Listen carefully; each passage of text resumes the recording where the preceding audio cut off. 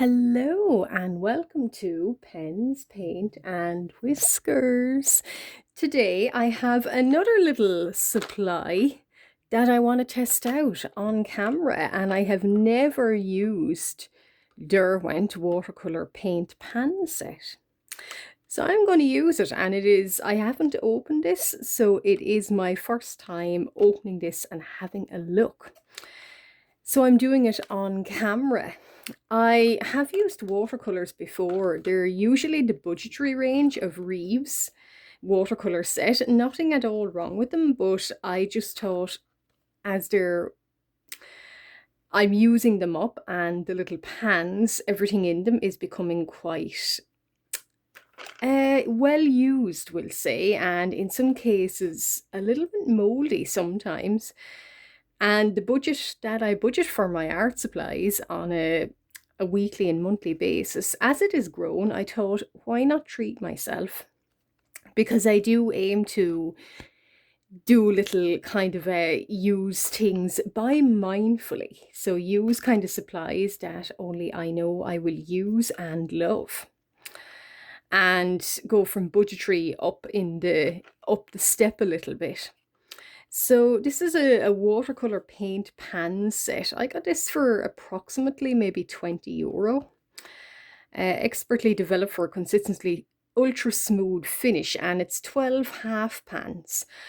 I don't use Derwent an awful lot. I have used their Inktense paint pencil, or color wash Inktense pencils, I believe, before, and I really liked them. I thought they were very vibrant, and I do use their sketching pencils and their other, like their pencil erasers, and I like them.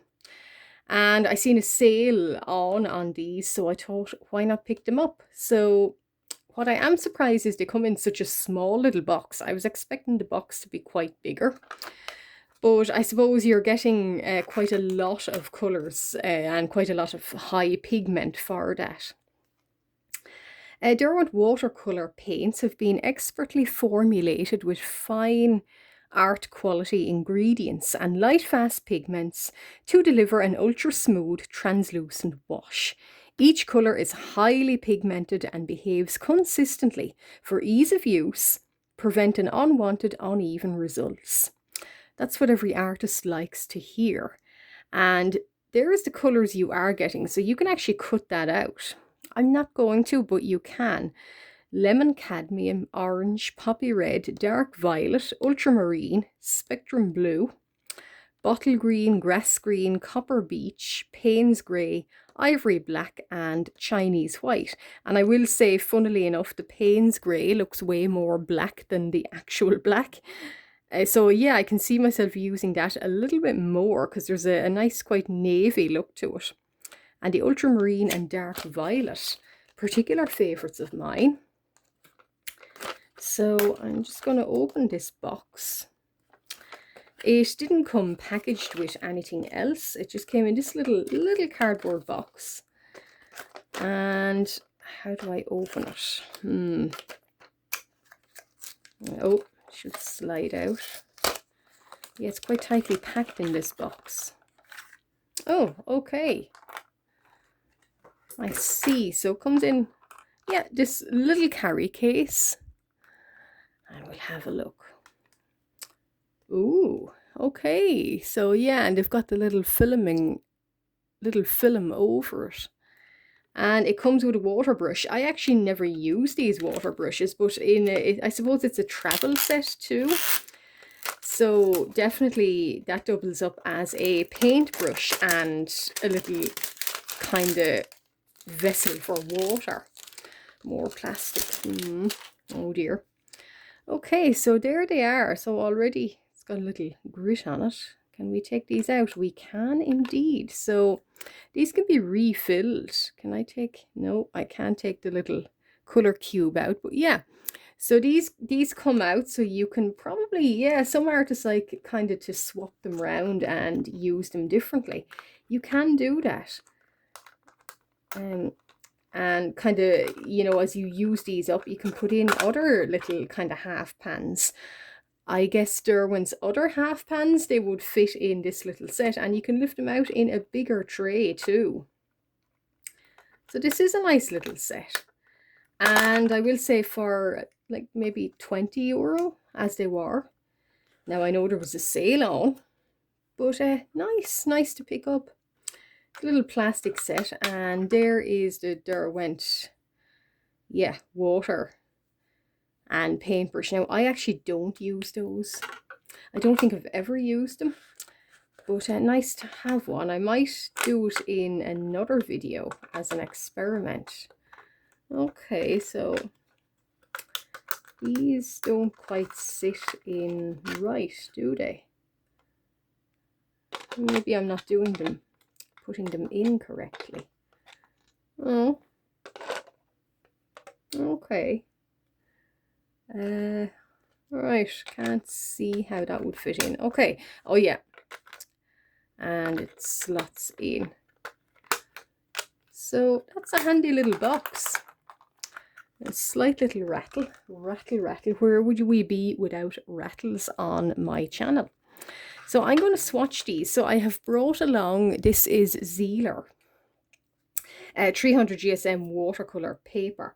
I'm going to try swatching these, and what I'm going to do is, this is my little misting bottle. So I'm just going to mist them lightly and see how we go with them. So yeah, and I'll do little swatches, and for the next part, because I like to sometimes split them into a two-parter. This is me just getting a kind of a first impression based on how the colours originally, how they first lay down on paper. Okay, so here's cadmium yellow.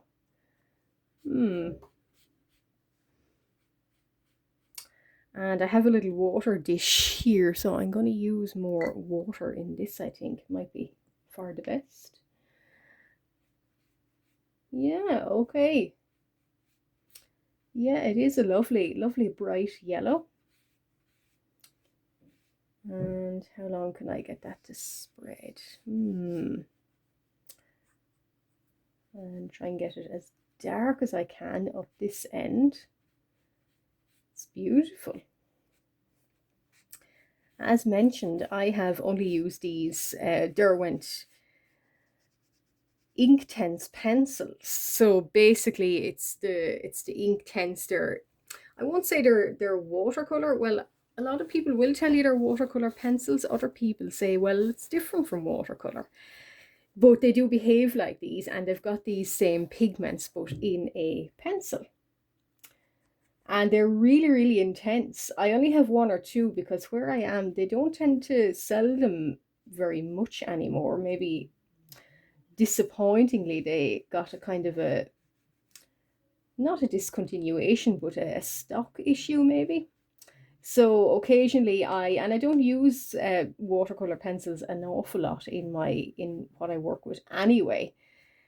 So I only have maybe a few of them, but the ones I do have, usually the ultramarine and some of the green colors, I'm really happy with them. And they do lay down, so it is this kind of ink pigments in the form of a pencil. It's really beautiful orange.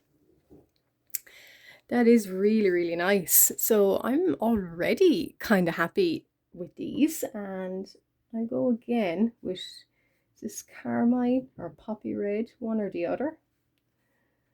And look at that. It's really lovely. That is beautiful. And I will say as well, now I do, as mentioned, I do budget for art. So I put by some money, and maybe twice a year I'll just, if there is little items that I've been wanting to restock or just try out or upgrade to, I'll get them. So this year so far, given the month and the time we are in, I've done really well. I've only bought two little pieces. So the Pebeo Studio Gouache, which I did a supply look at and test too, and these, and that is it. So I'm really happy with that. I'm really happy with that. I think I'm being mindful with my supplies. and I use up all my supplies, and then at maybe twice a year I have a look at what I have, and then I sort of think, well, I could replace that one, or I need more of this, and I'll use my art money towards it. So yeah, so I would, some, because art can be quite expensive, and certainly Derwent are quite expensive. So I would say to any artist, or if you're getting into art, first of all, don't buy dear supplies. Don't buy the top ones, because you don't know if you're going to stick with them or not. And if you don't really like them, it will be seen as a waste and you will kick yourself for it. So definitely try the kind of the student range first, I would say. Middle of the road prices, or even below that, and just see how you like the supplies. And if you like, then you can graduate up the ladder again. I've been doing this, well, for years, but I've been doing that. I bought the Reeves Budgetary watercolor pan, and I liked them and I used them. And then I thought, well, I actually really like watercolor, so I'm going to keep using and doing watercolor. And it's nice to have a little watercolor pan too. So I thought, why not? Oh, some purple. Have we got some purple by accident? I think we have. Oh, okay. But yeah, and I always say when I want to replace something, like my gouache, I replaced my Himi gouache with the Studio Pebeo gouache, and I'm really happy with it. And when it comes to the time when because I decided I did like the gouache, I didn't know if I would, so that's why I bought the Himi gouache, and it turns out I really like gouache, so I want to keep using gouache. So I bought the Studio Pebeo gouache, and one day down the line I will try again with some, maybe, I don't know, Sennelier or Holbein. I really do like the look of, but not today, and not tomorrow either.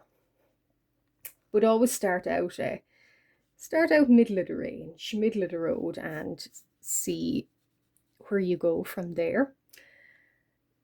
Acrylic paints, I did try them too, but again, I tried Reeves acrylics. I didn't like them, so I didn't feel so bad when I had a few tubes of them and I didn't like them. They weren't so expensive, so it wasn't something that kept me awake at night. That's really kind of good art practice, I think. Now, so this is really nice. These are lovely, intense colours. It's right when they do, or they're correct in, even when they advertise, they always say intense pigments. And it is, they're really bright. I'll try it. Is this Spectrum Blue? I think this is Spectrum Blue. But I'm a big fan of that purple and a big fan of that lovely navy ultramarine. So if I really, really push that to its limits, I think I picked up some of the ultramarine. But anyway, if I push that to its limits, that could be really, really dark navy. It could be beautiful. So hopefully they all fit on this little piece of paper here. But yeah, so far my favorite colors, because the colors I do like are the purple, so that violet color, and the navy, and this blue here. I'm going to try my little forest green here too. And I'm already thinking this was well worth, even though they were on sale. Yes, I know, it was well worth it. Okay, so that's a dark green here. And I will say too, they really have nice coverage, so they really spread out well. And they don't seem to be very grainy, they seem very smooth. And I can get a lot of space covered with, you know, a few little strokes. Yeah, they seem very nice. They seem very, particularly that's showing up really well with that lovely forest green. How nice the coverage can be with them. Of course, I will play around with these a lot more. I will paint some OCs of mine that I have in mind with these. That's what I think anyway. It's a nice green. I don't really use green too much in my paint. I more so I find myself drifting more towards the cooler colors, so the navies and blues and ultramarines, but that is a nice green. And I'm going to see, can I try and get them to mix well with each other and blend in. So that's going to be exciting. I'm not too practiced in using watercolors like so. I'll try and do like a sunset, because I do find watercolors nicest for doing lovely sunsets and dusky twilight sort of color. Okay, it's a nice even brown too. But yeah, you do obviously, because they are watercolors, they are water soluble. You do need quite a lot of water with them. So I'm just thinking from the point of a plein air studio kind of setup, or an artist that paints outside.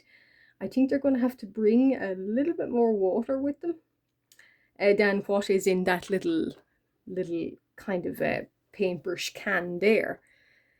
Yeah, I would certainly, I think you can never have enough water if you're going to do plein air. I don't do plein air. I've never painted outside my, well, I've painted in different places before, but certainly I'm not a plein air painter.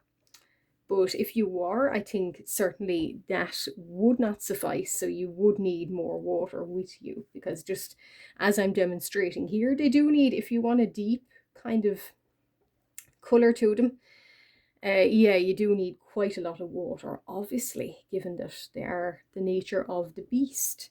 Now this is Payne's Grey, and this does have quite nice, a shade of green or teal in it almost. And it's really lovely. It's nearly like kind of this colour with grey in it. And I'm just thinking it would be lovely for, say, cliffs, or say architecture, like buildings, like their roofs. It would be lovely. That's a really beautiful shade of, yeah, they call it Payne's Grey, but definitely it's got teal in it, and I'm seeing a little bit of green or even blue in it, but it's lovely.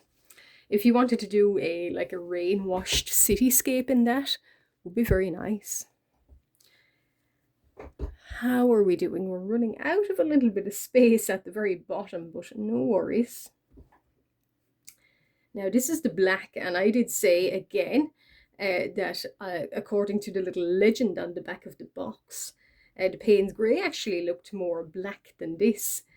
Well, obviously I was wrong, because this is the black, and this indeed is quite a very dark black.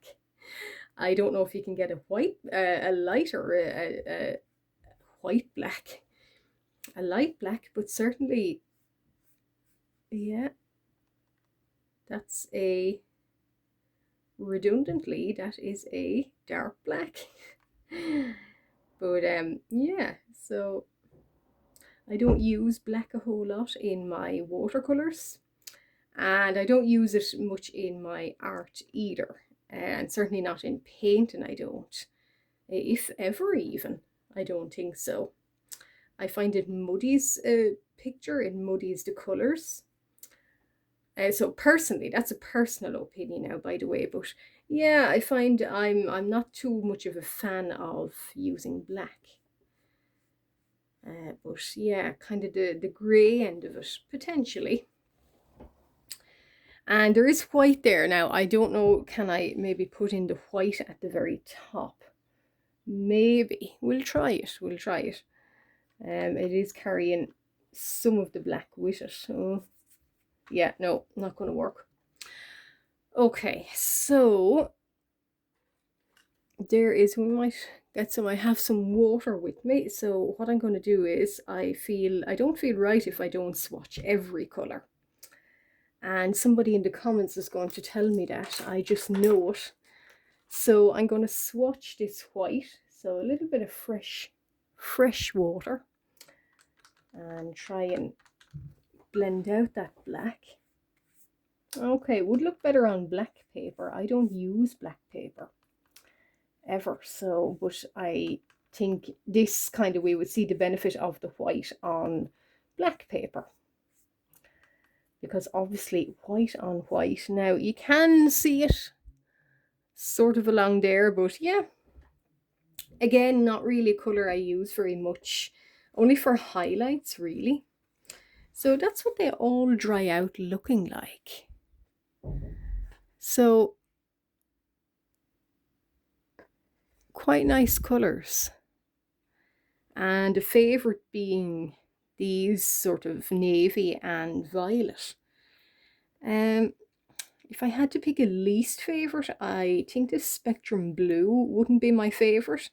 I don't know why. I thought I was expecting more of a cyan or a turquoise from that. I don't know why I thought that, but yeah, wouldn't be my favourite, but certainly the two above it really are beautiful, and even this forest green is lovely, and I'm really surprised by this vibrant yellow.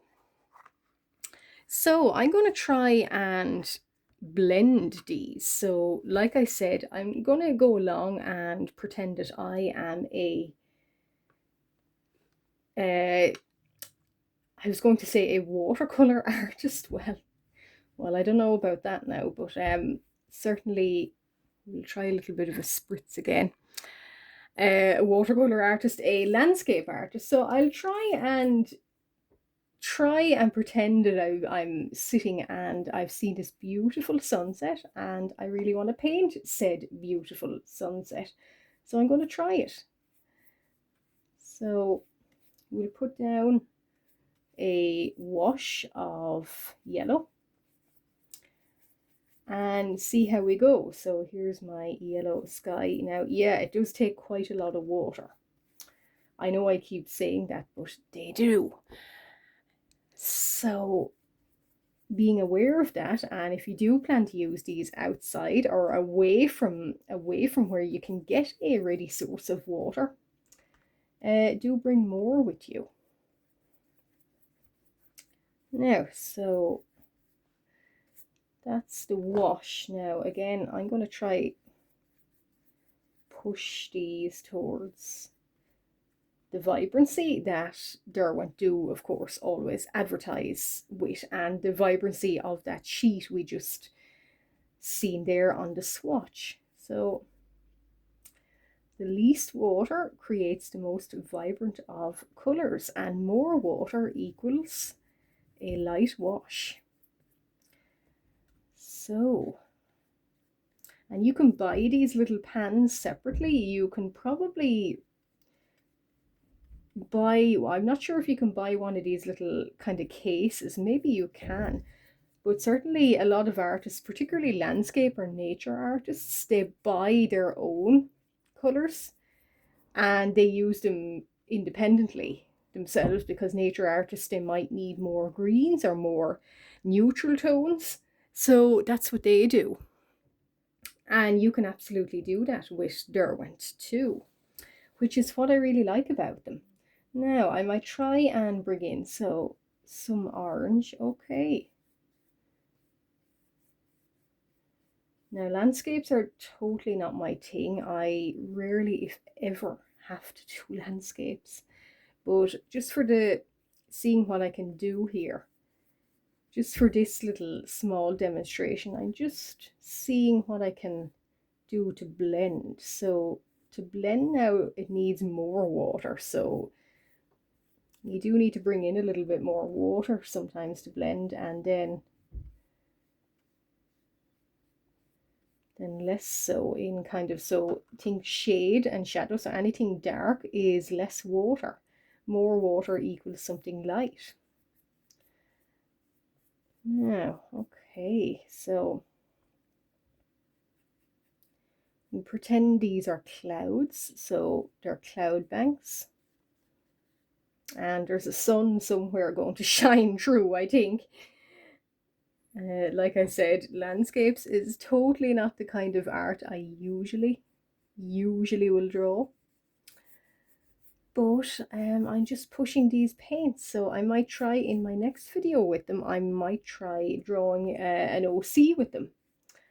Okay, that's a little bit too pink for my liking, so what I'm going to do is, yeah, so sometimes these reds, they can be kind of more magenta sort of color, more pinky kind of color, so yeah, just be aware of that. I think I spotted the same with the last swatch I did of my Pebeo Studio gouache, that one of the reds, it's more of a magenta. So if you add white, you are going to get quite nice shades of rosy pink. The other one, the other red, I wasn't so happy with. It was a very brown red or rusty red. Not very happy with it, but yeah, red is not really a colour I use a whole lot either. I'm more the cool kind of shades. Hence why I am pushing myself using all shades I would normally not use.